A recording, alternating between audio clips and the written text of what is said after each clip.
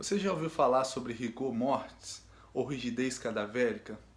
Então, hoje a gente vai abordar sobre esse assunto que tanto vem sido citado na Como internet. funcionam os músculos? Os músculos são órgãos que a maioria de nós nem percebe que existem, mas são muito importantes para duas razões específicas. Os músculos são o motor que o nosso corpo usa para se movimentar, e a outra seria impossível fazer qualquer coisa sem os músculos. Tudo que você consegue pensar com o seu cérebro é expressado com movimento muscular. Então, dando continuidade que o Bruno estava falando, eu vou estar comentando sobre os tipos de músculo presente no corpo. Vou começar a falar do músculo estriado esquelético. São os músculos de contração voluntária, ou seja, os movimentos são controlados pela vontade do ser humano. É o tipo de músculo que a gente pode ver e sentir. Exemplo, quando alguém está se exercitando na academia, é esse músculo que está sendo trabalhado. Agora, o músculo liso é o músculo de contração involuntária, localizado nas estruturas ocas do corpo, ou seja, estômago, bexiga, útero, intestino, além da pele e dos vasos sanguíneos. Assim, a sua estrutura assegura a movimentação dos órgãos internos. E, por fim, o músculo estriado cardíaco. São os músculos de contração, também de contração involuntária, presente apenas no coração. São esses músculos que asseguram os rigorosos batimentos cardíacos. É um conjunto de células chamadas fibras. Imagine as fibras musculares como cilindros longos e comparadas com as outras células no seu corpo. As fibras musculares são bem grandes. Ela tem de 1 a 40 micron de comprimento e de 10 a 100 micron de diâmetro. O micron é uma unidade de medida muito pequena. Um micron equivale a milésima parte do milímetro, sendo, portanto, um milionésimo do metro. O músculo cardíaco é encontrado somente no coração. Suas características são de resistência e consistência. Ele pode se estirar de modo limitado, como um músculo liso, e contrair com a força de um músculo esquelético. O músculo é o conjunto de células chamado fibras. Imagine as fibras musculares como um cilindro longo e comparados com outras células do seu corpo. As fibras musculares são bem grandes. Elas têm de 1 a 40 micron de comprimento e de 10 a 100 micron de distância. As contrações de todos os músculos são disparadas por impulsos eletrônicos, transmitidos por células nervosas criadas internamente. Os sinais eletrônicos iniciam a série de eventos que levam os ciclos de pontes cruzados entre as miosinas, actinas, que por sua vez geram força. A introdução do cálcio faz com que o complexo de troponina e a tropomiosina se alterem, expondo os sítios de ligação da miosina às cabeças de miosinas. Como os músculos criam força, vamos dar de exemplo uma corda. Durante a contração, a molécula de miosina forma uma ligação química com a molécula de actina, um filamento fino. Essa ligação química é a ponte cruzada.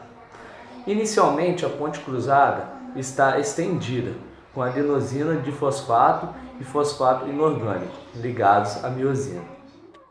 Assim que a ponte cruzada é formada, a cabeça de miosina se curva, criando força e deslizando o filamento de actina pela miosina.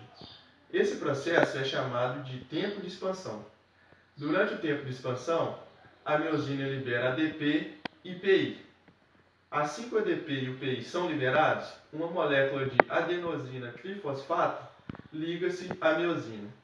Quando o ADP é ligado, a miosina libera a molécula de actina. As contrações de todos os músculos são disparadas por impulsos elétricos, quer sejam transmitidos por células nervosas criados internamente como marca-passo ou aplicados externamente como um estímulo elétrico.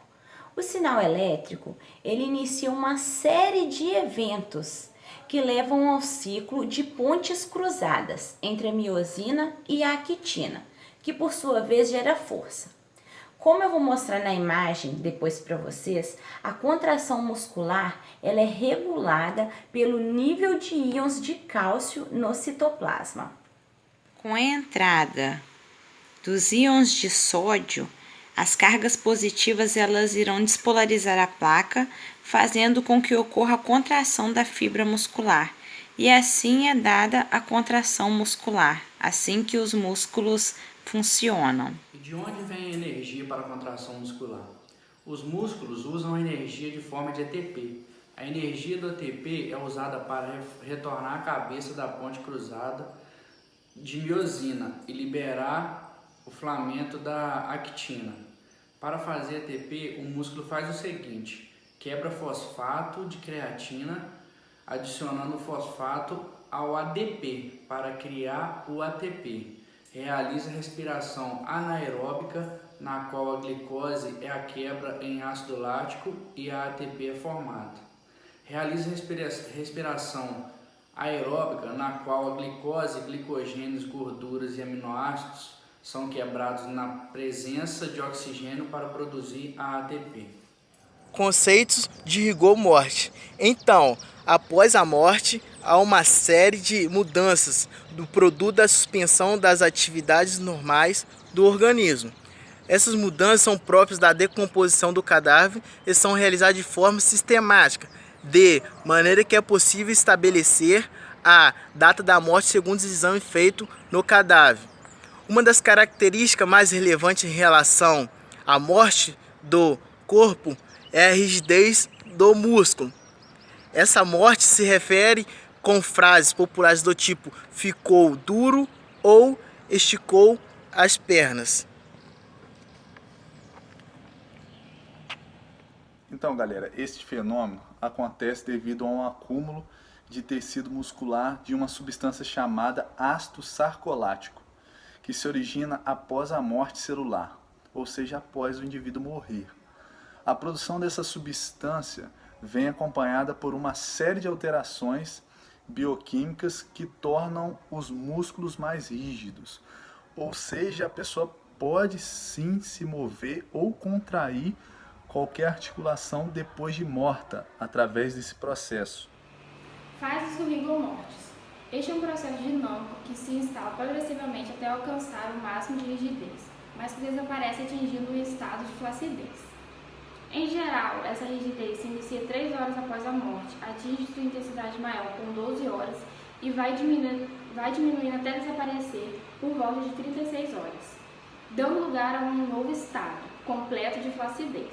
Este fenômeno se inicia nos músculos do rosto e progride em sentido descendente até chegar aos músculos dos pés, geralmente após 12 horas de óbito. Bom, galera, circunstâncias que influenciam esse evento.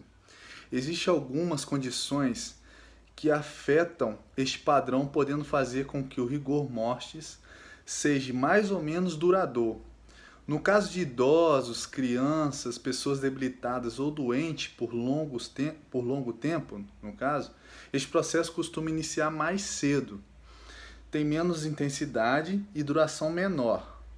Já no caso de pessoas de porte atlético que sofreram algum atentado, alguma coisa violenta por acidente, homicídio, envenenamento, eletrocutadas, a rigidez é maior, mais intensa, né, e mais duradoura. O estudo do cadáver é importante para determinar as condições, o momento e a possível causa da morte.